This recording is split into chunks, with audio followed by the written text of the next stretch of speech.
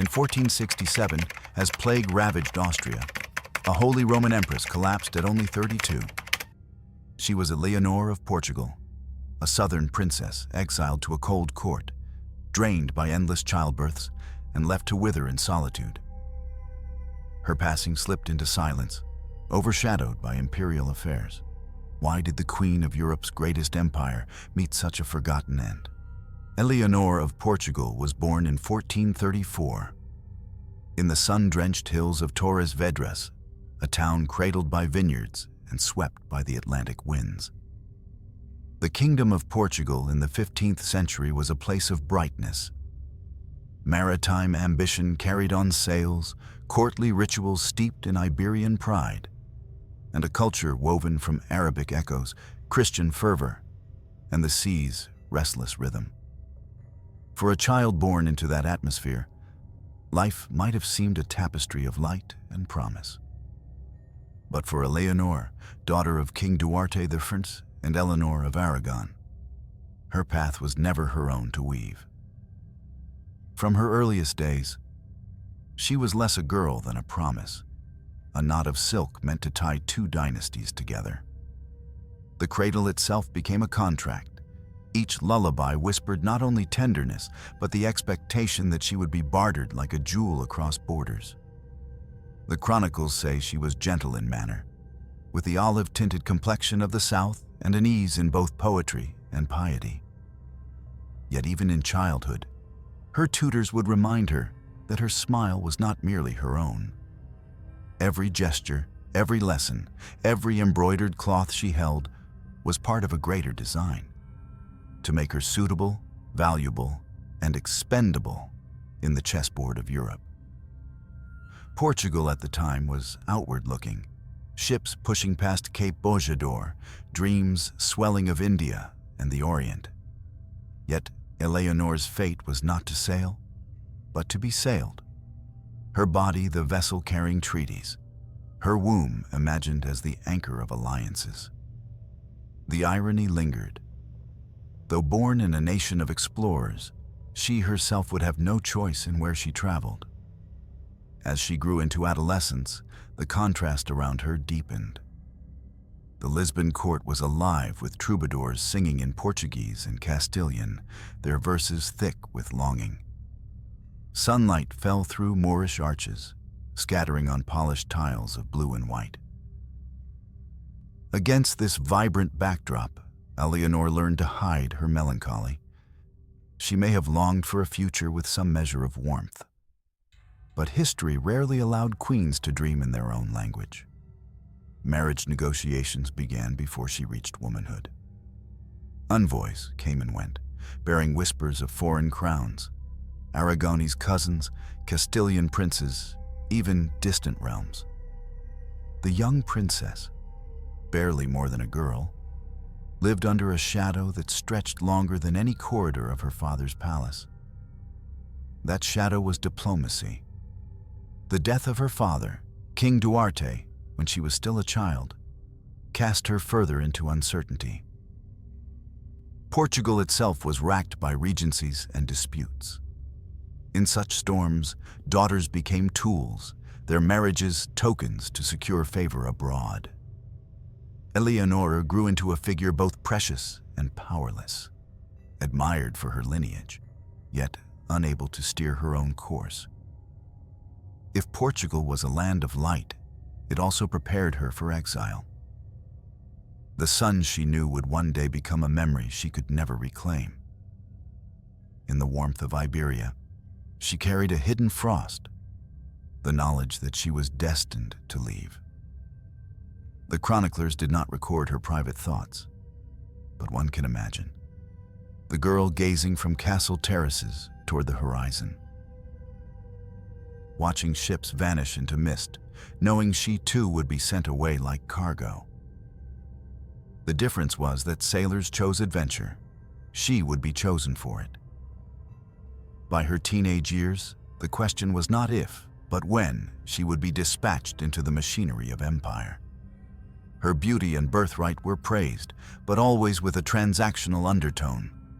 She was like a pearl admired only until it could be traded. Thus the stage was set. Eleonore, the southern princess, radiant in youth, encircled by expectation. Her laughter, when it appeared, was already tinged with farewell. The Iberian sun carved her childhood, but destiny had already pointed her northward into harsher skies and colder stone. In 1452, at just 17, Eleonore's life was uprooted with the stroke of a quill. The chosen match was Frederick of Habsburg, soon to be Frederick III, Holy Roman Emperor. He was 20 years her senior, a man already known for his reserve, his meticulous caution, and his glacial temperament. For Portugal, the union promised prestige. Their princess would ascend to one of the grandest thrones in Europe. For Eleonore, it meant farewell to warmth and an entry into unfamiliar stone corridors. The journey itself was a ritual of transformation. From Lisbon, she traveled across mountains and plains, each mile carrying her further from the blue horizons of her childhood. When she arrived in Rome for the marriage ceremony, the city was ablaze with pageantry. Bells tolled, processions wound through ancient streets, and courtiers draped in crimson and gold celebrated the political triumph. The marriage was sealed before Pope Nicholas V, elevating the alliance to sacred theater.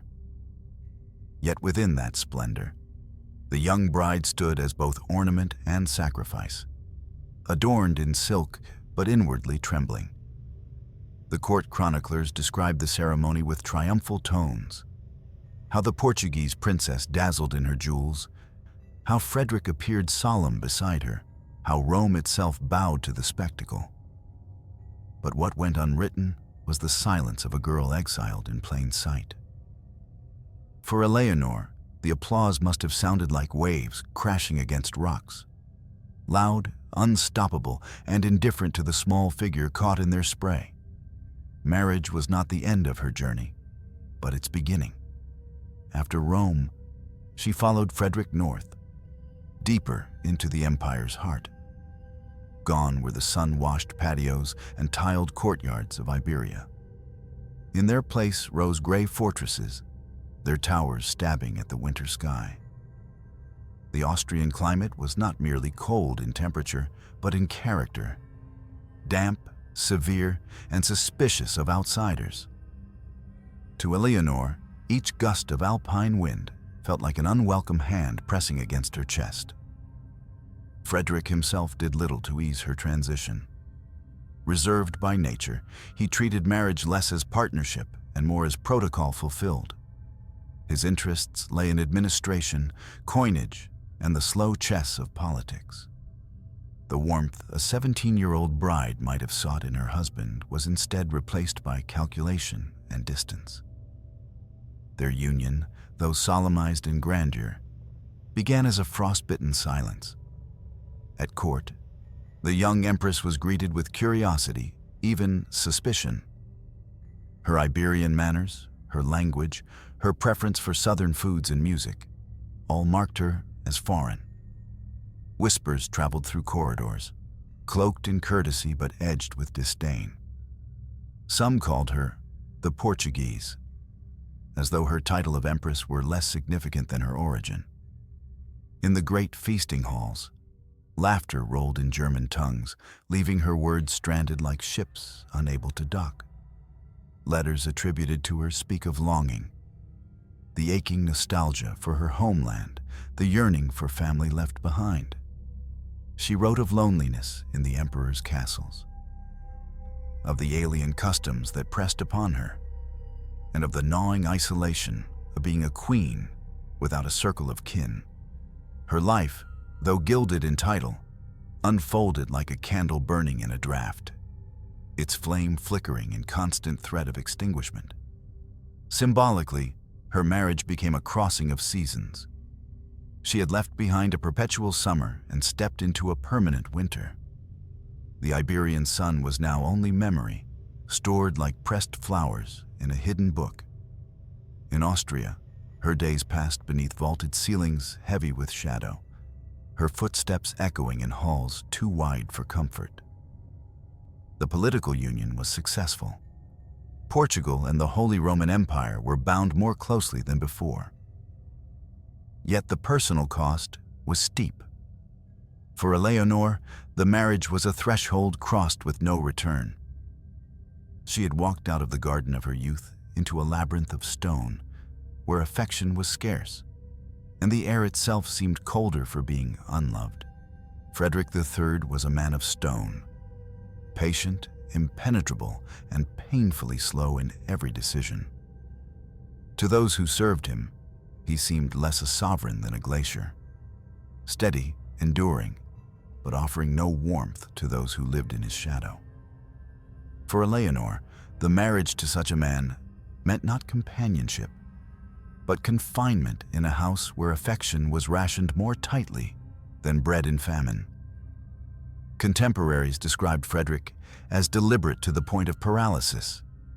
He rarely spoke without calculation, and even in private, his words fell like coins carefully weighed before being spent. For a 17-year-old bride whose heart still remembered Iberian songs and the laughter of siblings, this silence was suffocating. She was not greeted by a husband's tenderness, but by an emperor's distance.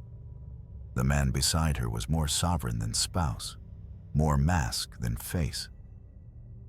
The absence of affection was not simply emotional, it was architectural. In Frederick's castles, everything was designed to impress rather than to comfort. The rooms were vast but barren, fireplaces too small to soften the chill, corridors echoing with her own footsteps. To walk through those halls was to inhabit the geography of his temperament. Cold, empty, and unyielding. Eleonore attempted to bridge the distance. She brought with her musicians from Portugal, fabrics embroidered in Moorish patterns, perfumes distilled from orange blossoms. These small tokens were her effort to plant seeds of warmth in a frozen soil. But Frederick showed little interest.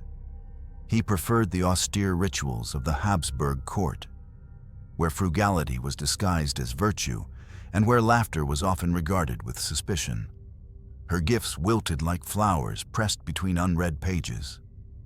Worse still, the emperor's indifference was mirrored by those around him. Courtiers learned to follow his example, treating the empress not as a heart to be embraced, but as an object of protocol. She sat at banquets adorned in jewels, but conversation passed over her like wind over marble. Even in her own household, she remained a guest. The chronicles hint at letters she sent back to Portugal, filled with longing for her homeland. In them, she wrote of a husband who rarely smiled, who treated her presence as obligation rather than bond. She confessed that she felt herself fading, like ink left too long in sunlight. Yet she wrote carefully, mindful that her complaints could be read as ingratitude. Her words moved in circles, like a bird flying against cage bars but never breaking through. Metaphorically, Frederick's heart was a locked treasury. The key was not lost, it simply did not exist. Eleonore lived in proximity to immense power, yet she was powerless to claim the simple treasures of affection.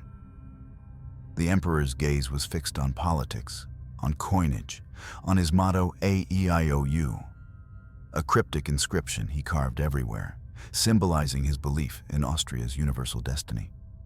But for his wife, no motto was inscribed, no tenderness etched. She was a silent margin in the manuscript of his reign. To outsiders, this coldness might have seemed discipline, even strength. To Eleonore, it was exile within her own marriage. The bed they shared was wide with absence. The silence between them grew heavier than the stone vaults of Wiener Neustadt. Nights stretched like endless winters, where the only warmth came from memories of a southern childhood slipping further away with each passing year. In time, Eleonore would give Frederick heirs, fulfilling the role expected of her. But even in those moments, when a husband might have offered gratitude, solace, or protection, His demeanor remained unchanged. He regarded children as continuation, not consolation, as dynastic pawns rather than living embodiments of shared love. The woman who bore them was acknowledged, but never cherished. Thus, Eleanor's life became a study in contrasts. The sun-born princess bound to a man who lived as shadow. A woman who offered warmth to a husband whose very nature was frost. In the annals of empire, theirs was called a union. In truth, it was a collision of climates, where one heart thawed and the other never melted. The Austrian court into which Eleonore was thrust was unlike anything she had known in Portugal. If Lisbon had been a marketplace of color, sails swelling in the harbor, troubadours threading music through sunlit courtyards, the Habsburg court was a fortress of rules, stone, and suspicion. Here, power was spoken in half-sentences and measured silences. Every gesture, every step in procession, was part of an invisible choreography where one misstep could turn admiration into disdain. For Eleonore, the contrast was brutal. She arrived with the softness of the South, her accent melodic, her manner open, her dress infused with Iberian flourish. To Austrian nobles, this brightness seemed alien, almost dangerous. They valued reserve, sobriety, the illusion that emotion was weakness. Within weeks of her arrival, whispers began to trail her like shadows at dusk.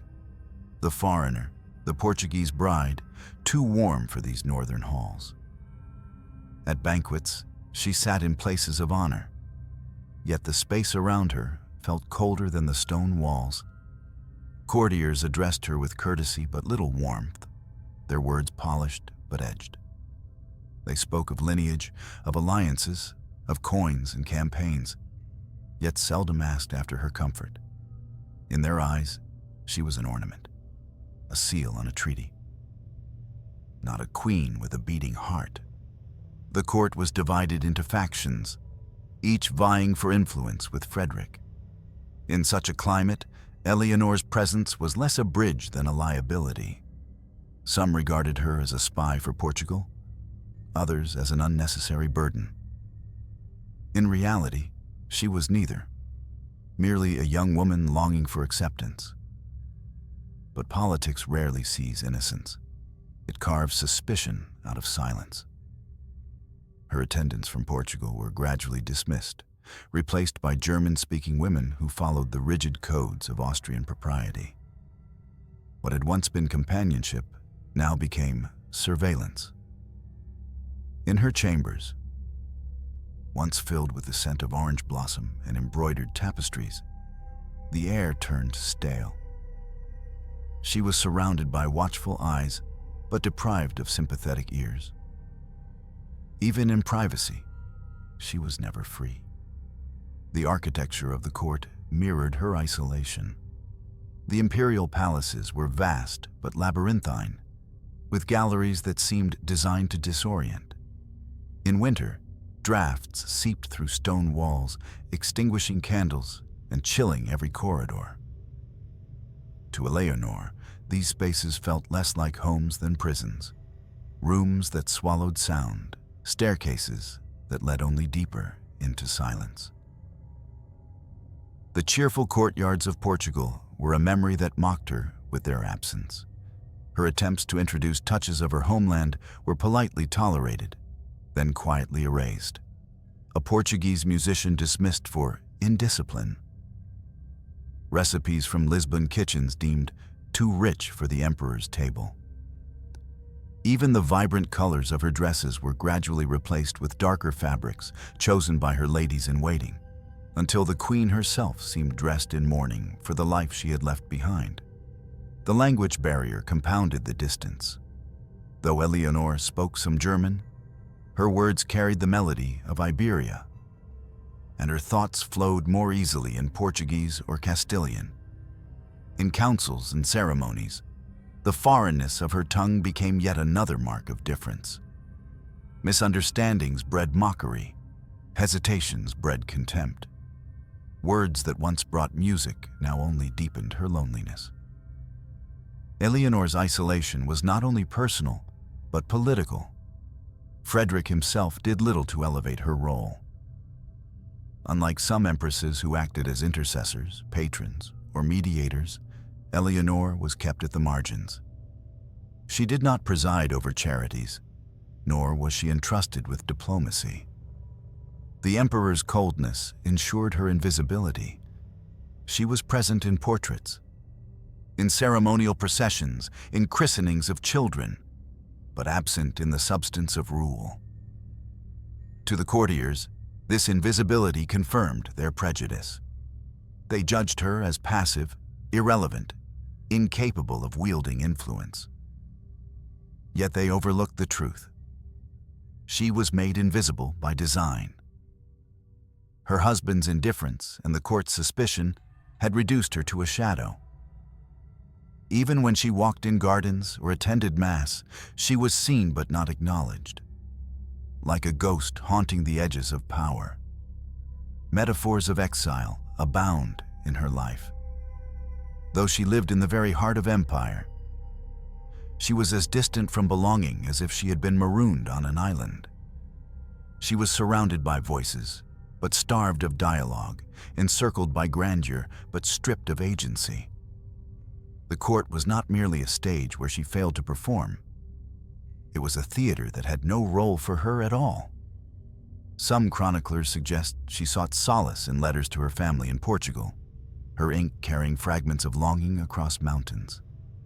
In them, perhaps, she poured the ache of dislocation, the way northern winters gnawed at her bones, the way laughter seemed forbidden in Austrian halls, the way her children became her only refuge of warmth. These letters, if they survived, would speak more eloquently than chronicles, not of treaties, but of tears unshed in public.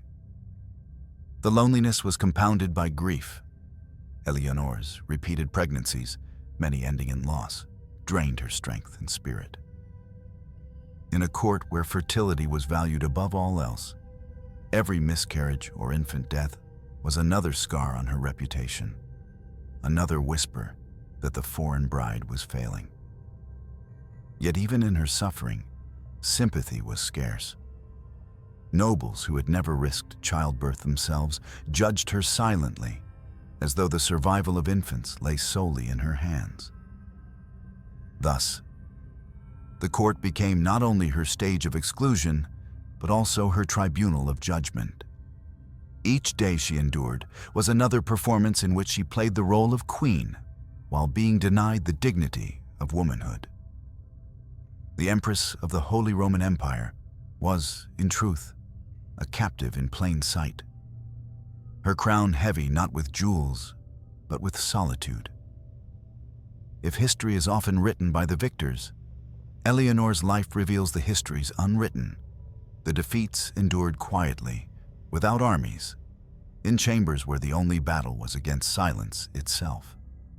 Her tragedy was not dramatic betrayal or violent downfall, but the steady erosion of self beneath the weight of indifference. In the great halls of Vienna, Eleonore was less a queen than a shadow that flickered in candlelight, present, visible, yet never embraced. And as the years passed, that shadow lengthened, preparing her for a destiny that would end not with fanfare, but with the soundless collapse of a forgotten heart. Motherhood, in the 15th century, was less a choice than a duty, especially for queens. For Eleonore, it became a crucible where body and spirit were tested, worn down, and finally broken. From the moment she was married, her role was clearly defined: to bear heirs for the Habsburg line. In the empire's eyes, she was less wife than vessel, less woman than womb. Every pregnancy was measured in political value, every infant viewed as collateral in the dynasty's ledger. Love, joy, and maternal tenderness, those were private luxuries. What mattered to the court was survival, continuation, and numbers. Eleonore bore several children, but fate was cruel. Many did not live beyond infancy. Records are sparse, yet we know the pattern. Pregnancies followed by sickness, births followed by funerals. The rhythm of her life became a cycle of hope and heartbreak, joy extinguished before it could take root. Each coffin carried not only a child, but another fragment of her strength. The Empress's chambers, once a space for prayer and quiet, became battlegrounds of blood, fever, and midwives' whispered urgencies. Candles burned at all hours as she labored through nights that seemed endless. The women attending her were stern, trained in the customs of Austrian midwifery. But they could not provide comfort for a foreign queen longing for the familiar voices of her mother and sisters far away in Portugal. She endured the agony of childbirth in a language not her own. When a child was born healthy, there was brief celebration. Bells rung, proclamations sent, the emperor nodding with satisfaction. Yet if the infant weakened, the silence was immediate, and blame fell quietly upon her shoulders. Whispers of frailty, of foreign blood unfit for Habsburg vigor, echoed through the court. As though Eleanor's body were a faulty vessel, as though grief itself were proof of inadequacy. Her letters, those fragments that survive, hint at her sorrow. She wrote of weeping in solitude, of nights when the cries of infants seemed to echo long after they had ceased.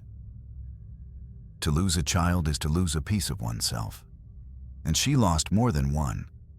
Each loss hollowed her further, leaving behind an empress cloaked in ceremonial robes but stripped of vitality. Metaphorically, her body became a battlefield where dynastic ambition clashed with human fragility. With each pregnancy, she gave the empire another chance at permanence, and with each loss, she paid the price in silence. No chronicler wrote of her tears, but the absence in the record is telling. The silence of history mirrors the silence imposed upon her. Amid this bleak rhythm, one child survived to carry the torch of her lineage: Maximilian, born in 1459. He would grow into Maximilian I, the emperor who expanded Habsburg power across Europe. To historians, his reign was monumental. But for Eleonore, his birth was both triumph and tragedy. Triumph, because her role as mother of a future emperor secured her symbolic worth. Tragedy, because the cost of that survival drained her body beyond repair. Imagine her holding the infant Maximilian, his tiny hand curling around her finger. For a brief moment, she must have felt a glimmer of purpose, a fragile light in the frozen chambers of Austria. Yet even that light was shadowed by fear. She knew how easily life slipped away, how fragile every breath could be. To cradle a child after so many losses was to cradle both joy and terror. Her identity became inseparable from this tension. To the empire, she was the mother of Maximilian. To herself, she was a woman who had buried too many children. The court celebrated the heir, but ignored the mother's scars. The paradox of queenship revealed itself. A crown that commanded respect, but could not shield against the most intimate wounds. Over time, her health faltered. The repeated strain of childbirth weakened her frame. Accounts mention her pallor, her fatigue, her waning energy. Physicians of the age prescribed tonics, prayers, pilgrimages, remedies that soothed appearances, but did little to heal. What she needed was rest, compassion, reprieve. What she received was expectation. To recover quickly, to conceive again, to serve the dynasty's hunger for heirs. Her condition became a metaphor for the fate of royal women. They were revered in ceremony but consumed in practice, like candles burning brightly only to vanish into smoke. Eleonore's body was consumed not by her own choices, but by obligations imposed upon her. She was not alone in this fate. Countless queens across Europe endured similar burdens. But her solitude in a foreign court magnified the pain. There is a cruel irony here. Her greatest gift to history was Maximilian, yet his survival ensured that her own suffering was overshadowed. The empire remembered the son, not the mother. The dynasty celebrated continuity, not the cost. Her life became a footnote to his greatness. Her sacrifices buried beneath his triumphs. In this sense, Eleonore lived the tragedy of many women in history, remembered not for who they were, but for what they produced. Her identity dissolved into lineage, her individuality into genealogy. She had once been a vibrant princess of Portugal, raised among sunlit courtyards and songs of the sea. Now she was reduced to a vessel whose worth was measured in surviving children. Even her joys bore the shape of sorrow. When she saw Maximilian grow, she must have remembered the siblings he had lost. Every smile he gave her was shadowed by the absence of those who never lived to smile. In this way, grief became her constant companion, seated beside her at banquets, kneeling beside her in prayer, whispering in her ear even as she tried to sleep. Thus, Eleonore's motherhood was not simply biological, it was existential. It defined her, consumed her, and ultimately destroyed her. Each child she bore carved another mark into her body and soul. Each loss etched another silence into her heart. She was both mother and mourner, giver of life and keeper of death. When we read of her today, it is easy to overlook this dimension. History speaks of Maximilian's reign, of Frederick's politics, of dynastic expansion. But between those lines lies the invisible cost, the blood, the tears, the nights of anguish endured by a young woman far from home. To remember Eleonore truly is to remember not only her crown, but her cradle, not only her title, but her tombs. Her life reminds us that empire is not built solely on treaties and battles. It is built also on the bodies of women who bore the weight of dynasties, often alone, often unacknowledged. Eleonore's pain of motherhood was not an isolated tragedy, but part of a wider pattern. The silent sacrifices that underpinned the grandeur of men's histories. And in this silence, her voice lingers still, not in proclamations or victories, but in the quiet, unrecorded cries of a mother who lost too much, too soon. To be queen in the Holy Roman Empire was, for some women, a chance to shape politics, to weave influence into the tapestry of power. But for Eleonore of Portugal, queenship became something else, a veil of invisibility. She wore the crown, she walked in processions, yet she was not seen. She was the shadow in the grand hall, the silence between two speeches, the absence that no one cared to name. Her husband's indifference had set the tone. Frederick III regarded her not as a partner, but as an appendage to his dynasty. Unlike earlier empresses who acted as advisors, patrons, or mediators, Eleonore was denied any sphere of action. She was neither allowed to sponsor monasteries, nor to broker alliances, nor even to serve as the gentle hand softening imperial decisions. Frederick kept his rule tightly clenched, and in that grip there was no space for her voice. The courtiers followed his example. They bowed before her, but it was a bow emptied of substance.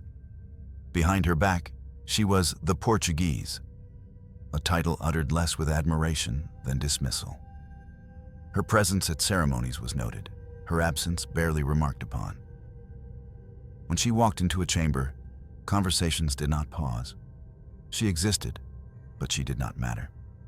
Over time, this erasure became self-perpetuating. Chroniclers, eager to record victories and treaties, ignored her almost entirely. Few entries describe her acts, her opinions, her gestures. The silence of the archives is not proof that she did nothing. It is proof that her deeds were deemed unworthy of ink. She became what historians call a shadow figure, someone visible only in relation to others, never in her own right. And yet, invisibility is its own kind of violence.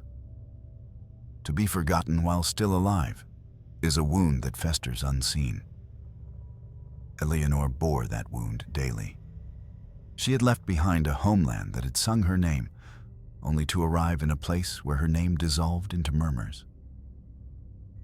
She had been raised to imagine herself a bridge between realms, but here she was only a foreign stone set awkwardly into the wall. The architecture of neglect revealed itself in subtle ways. When gifts were presented to the emperor, her name was often omitted. When foreign envoys visited, they asked after Frederick, but rarely after his consort. Even portraits, those visual testaments to lineage, often placed her in secondary positions, her gaze averted, her figure half in shadow. She was included without being centered, remembered without being honored. In this void, Eleonore became a kind of living ghost. She moved through palaces like a figure from another realm, seen yet unseen. The courtiers looked past her. The emperor looked through her. She was a queen whose crown was made not of gold, but of silence. Still, she sought to carve a small sanctuary within the empire's indifference. Her surviving acts suggest moments of quiet devotion, donations to religious houses, encouragement to artists or priests, attention to her surviving children. Yet even these fragments were rarely acknowledged. A donation attributed to her might be written down once, then forgotten beneath pages of military accounts. The empire remembered its armies, but not the hands that lit candles in chapels. If power is measured by memory, Eleonore had none. She became, in essence, a woman erased by her own time. And yet, paradoxically, this very erasure reveals her significance. For in her absence, we see the cruelty of systems that consumed women's lives without ever acknowledging them. She was not less capable, less intelligent, less compassionate than other queens. She was simply denied the stage. Her life calls to mind the metaphor of a tapestry reversed. On the front, one sees the grandeur of Frederick's reign, the careful stitching of diplomacy and survival. But turn it around, and you glimpse the knots and frayed threads, the women like Eleonore, whose labor, suffering, and sacrifice were hidden behind the pattern. Without them, the fabric could not exist, yet they remained unseen. The loneliness of being forgotten is sharper than the loneliness of being alone. To be alone is to know absence. To be forgotten is to know that others choose not to see. For Eleonore, this was the weight of every banquet, every procession, every mass. She stood before hundreds, yet she was invisible. Her isolation grew as years passed. Weakened by childbirths, surrounded by courtiers who measured her worth only in heirs, she retreated further into herself. Some sources suggest she found comfort in prayer, perhaps seeing in God the only gaze that did not dismiss her. But even faith, while consoling, could not erase the ache of being erased. History often celebrates resilience, those who defied, who resisted, who left marks despite opposition. But Eleonore's story is different. Hers is the tragedy of quiet endurance, of a woman who bore her role with grace even as the world refused to acknowledge her. Her strength was not in visible rebellion, but in silent persistence. And that silence, though it condemned her to obscurity, speaks volumes today. When we read her story now, we glimpse the broader truth of medieval queenship, that many women who sustained dynasties were buried beneath them, their voices silenced by the very crowns they wore. Eleonore is emblematic of that forgotten multitude. She reminds us that behind every emperor's chronicle lies a queen's unrecorded grief. And so, her life in Austria unfolded like a candle in a cavern. Small, flickering, easily overlooked, yet stubborn in its glow. Though the court ignored her, though chronicles erased her, though her husband denied her partnership, she endured. She remained mother, queen, and exile all at once. But endurance has its limits. Years of neglect, grief, and weakness left her vulnerable. When the great shadow of pestilence swept across Austria, Eleonore would be among its countless victims. Forgotten in life, she would soon be forgotten in death. In the year 1467, Austria lay under a shadow darker than politics or war. A sickness crept through towns and villages, a silent army moving without banners, striking rich and poor alike. Some chronicles call it plague, others speak only of a malignant fever that spread with frightening speed. Whatever its nature, it came like a tide, unstoppable and merciless. For Eleonore, weakened by years of childbirth and grief, the arrival of disease was less an enemy to fight than an inevitability pressing closer with every passing day. Her body, already drained, stood defenseless. She had endured the silence of her husband, the indifference of the court, the losses of her children. Now she faced a new silence, the silence of mortality approaching on a wave of fever. The empire had known sickness before. Cities like Vienna and Wiener Neustadt bore memories of earlier pestilences, when church bells tolled endlessly and carts carried the dead by dozens. In 1467, the rituals began again. Priests walked the streets with crosses raised, chanting prayers against invisible enemies. Fires were lit in marketplaces, their smoke believed to cleanse the air. Doors were marked, shutters nailed shut. Fear spread faster than infection, and suspicion followed it. Neighbors watching neighbors, searching for signs of the curse. Within palace walls, the atmosphere thickened. Courtiers whispered about contagion, physicians quarreled over remedies, and servants slipped away to tend their own families. Eleonore, the empress who had already been a ghost in life, now found herself even more isolated. Sickness was no respecter of crowns. Titles could not repel fevers, jewels could not bribe survival. The air itself seemed poisoned, and in every breath lay the possibility of ruin. When the fever struck her, it began as a subtle tremor. Perhaps a chill that would not lift. A heaviness in her limbs, a strange heat in her chest. But soon the symptoms worsened. Burning fevers, racking pains, exhaustion that chained her to her bed. Physicians offered their usual remedies, leeches, herbal concoctions, whispered prayers, but none could halt the storm raging within her. The chronicles remain silent on the details of her suffering, yet history allows us to imagine. Fever is its own kind of exile. It locks the mind in a burning chamber, where time stretches and every sound seems distant. For Eleonore, this exile must have echoed the loneliness she had endured in life. Even surrounded by attendants, she would have felt abandoned. Her husband, cold and pragmatic, likely offered little comfort. The court, already suspicious of contagion, kept its distance. The symbolism is cruel.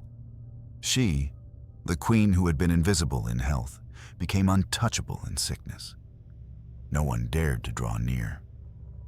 Her chamber, once a prison of etiquette, became a prison of pestilence. Curtains drawn, candles flickering, whispers at the threshold. This was her empire now. Outside her windows, the city lived in dread. Bells tolled not for triumphs, but for funerals. Streets emptied, markets fell silent, monasteries overflowed with the sick. The very air was heavy with the smell of smoke and incense. as if Austria itself were one vast cathedral of mourning. And in that atmosphere, Eleonore's life ebbed away. The disease stripped her of what little power remained. Once, she had been queen in name, though forgotten in practice. Now even the title seemed meaningless. She was reduced to fragile flesh, to a body trembling against fever. Her attendants might have prayed aloud, but within her chamber the sound of prayers must have mingled with the sound of her own labored breath. Metaphorically, the plague was the final judge. Where politics had ignored her, disease acknowledged her. Where court factions dismissed her, death claimed her without hesitation.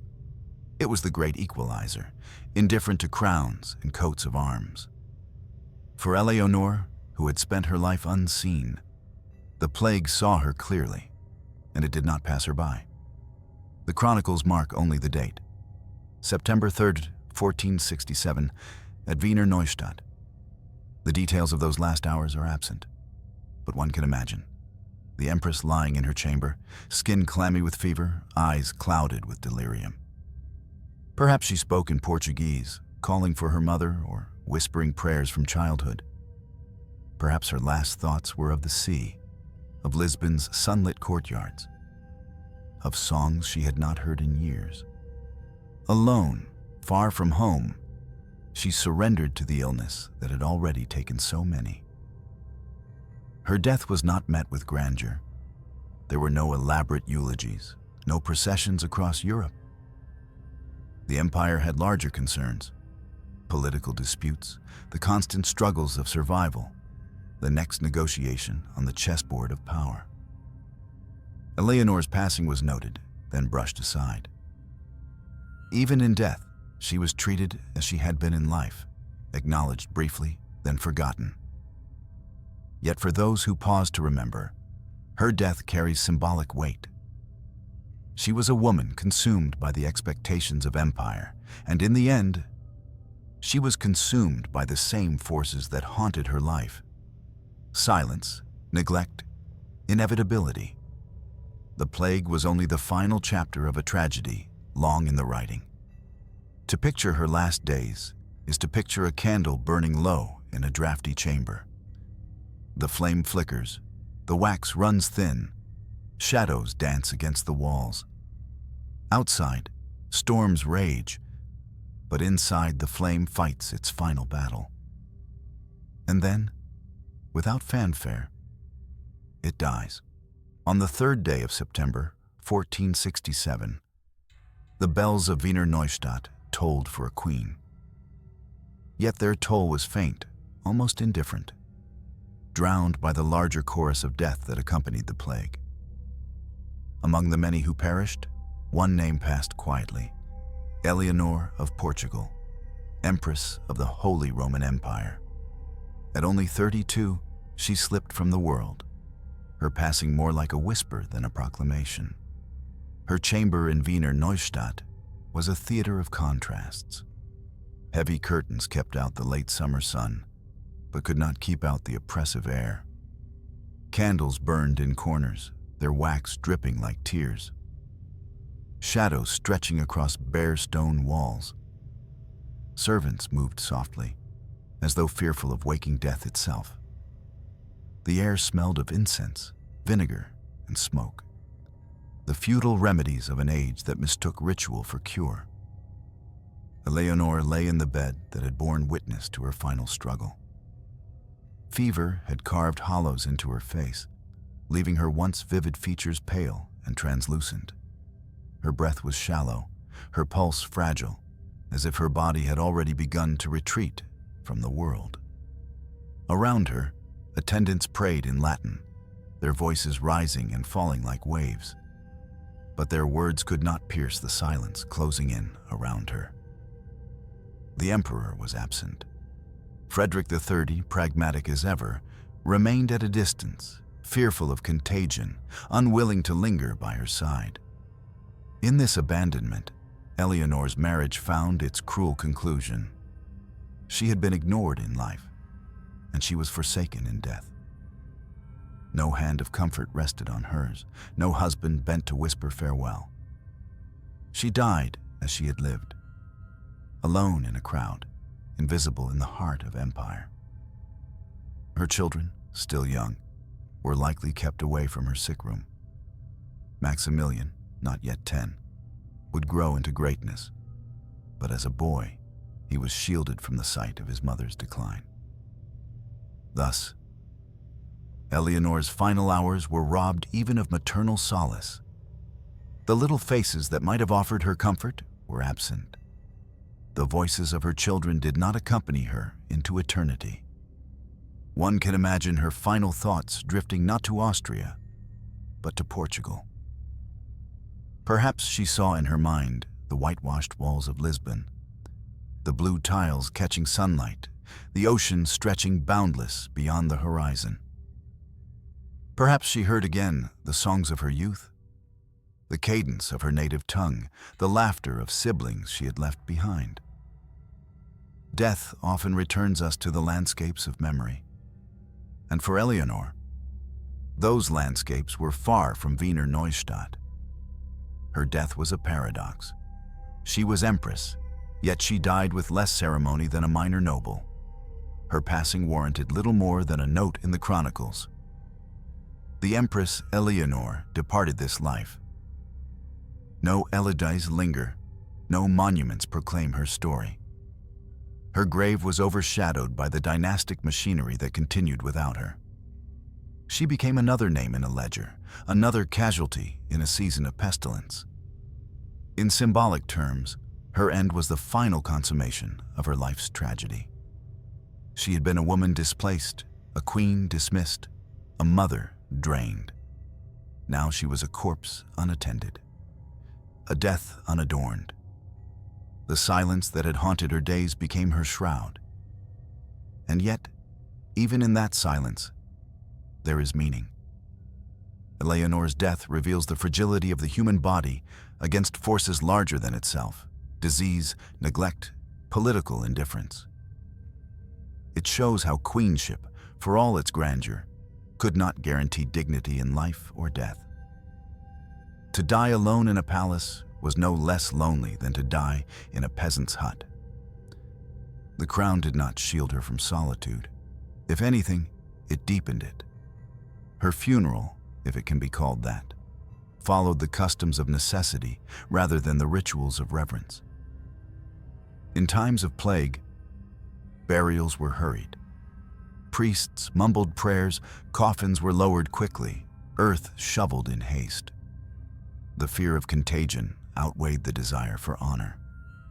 Thus, the Empress of the Holy Roman Empire was interred without spectacle, her remains swallowed by the same soil that held countless anonymous victims. For Austria, her death was a footnote. For Frederick, it was perhaps an inconvenience. For history, it was a silence. And yet, for Eleonore herself, it was liberation. She was freed from the cold halls, from the unyielding gaze of a husband who never saw her, from the endless cycle of childbirth and grief. In death, she belonged again to herself, her spirit released from the confines of empire. There is an image that lingers, the Empress as a candle extinguished in a draught. No hand cupped the flame, no gesture shielded it. It burned, flickered, and was gone. The smoke curled upward, fragile and fleeting, vanishing into the rafters of a chamber already preparing for its next occupant. Centuries later, her name remains faint, remembered only in connection to her son. Maximilian became great, and his glory cast her further into shadow. But if we pause, if we turn our gaze toward the forgotten, we see her, the young woman who crossed mountains at 17, who endured silence, who gave her body to empire and received solitude in return. Her death in solitude is not merely a historical fact. It is a mirror reflecting the countless women whose lives and deaths passed unrecorded, their stories buried beneath the weight of men's achievements. Thus ended the life of Eleonore of Portugal, not with a crown of triumph, but with a whisper in a darkened room. Forgotten in her own time, she remains a reminder to ours that behind the grandeur of empire lies the human cost, and behind the silence of chronicles lies the unspoken grief of the forgotten. Eleonore of Portugal left little behind that the world chose to remember. No grand reforms bear her name, no monuments rise in her honor. Yet within the fragility of her life lay the seed of one of Europe's most enduring dynasties. Her son, Maximilian. To the chroniclers, she was reduced to a single role, Mater Maximiliani, the mother of the man who would turn the Habsburgs into a continental force. Her worth, in the eyes of history, became inseparable from his destiny.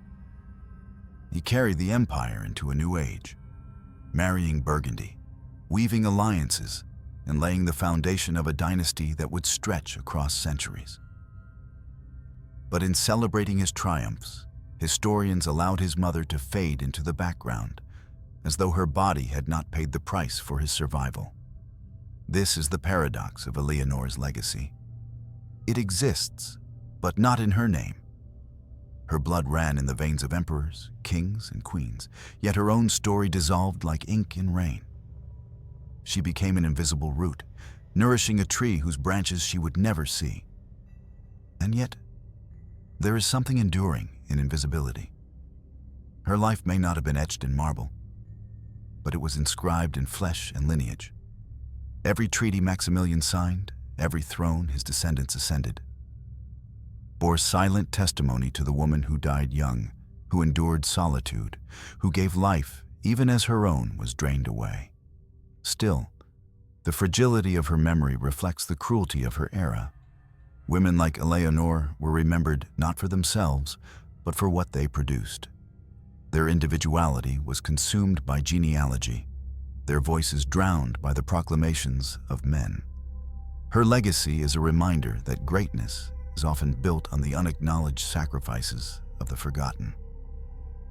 Metaphorically, she was a bridge that disappeared the moment it was crossed.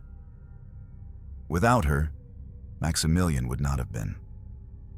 Without Maximilian, the Habsburgs would not have become the colossus of Europe. Yet the bridge itself was dismantled, its stones scattered, its form remembered only by those who glance backward. Her life deserves to be seen differently, not as a shadow attached to her son, but as a testimony in its own right, of resilience, of endurance, of the quiet tragedies that shaped the foundations of power. To reclaim Eleonore from obscurity is to recognize that history's monuments are incomplete without the stories of those who stood in their shade. In the end, her legacy is fragile because it was never allowed to be hers. It was absorbed, consumed, and overwritten. And yet, in its fragility lies its poignancy, for it tells us something essential about the past. That behind every dynasty, behind every empire, are women like Eleonore, whose lives flickered briefly, but whose influence stretched invisibly across centuries. The story of Eleonore of Portugal does not end with monuments or marble inscriptions. It ends instead with silence, a silence that mirrors the life she lived. From the day she crossed the mountains at 17 to marry a man twice her age, her destiny was written not in her own words, but in the margins of others' chronicles. She was the southern princess exiled to northern stone, the empress unseen even in her own court, the mother remembered only because her son survived. Her tragedy is not singular. It belongs to a pattern that stretched across medieval and early modern Europe. Women born to crowns, yet denied their humanity. They were traded like currency, judged by their wombs, and forgotten once their duty was fulfilled. Eleonore's life reflects the quiet violence of such a system, a violence not of sword or fire, but of indifference. She was a queen who embodied contradiction, exalted in title, diminished in life. She carried jewels but not joy, bore heirs but lost her health, dwelt in palaces yet died in isolation. In her story, we glimpse the cruel paradox of queenship, to be seen everywhere and acknowledged nowhere. And yet, Eleonore's life matters precisely because it was forgotten. To remember her now is to challenge the silence that enveloped her. It is to see, in her brief 32 years, the human cost of dynastic ambition. Every treaty signed by her husband, every victory later claimed by her son, rested upon her endurance. The endurance of a woman who never chose her path, yet walked it with dignity until the end. Her death from plague in 1467 was not merely the loss of one life. It was the erasure of a story that deserved to be told. But centuries later, that story can be reclaimed. Eleonore stands as a reminder that history's grandeur is built upon countless forgotten tragedies, that behind the thunder of empire lies the hush of suffering endured in silence. The image of her final hours lingers. A young woman far from home, candles flickering in a cold chamber, whispers of prayer mingling with the sound of labored breath. Alone, yet not alone.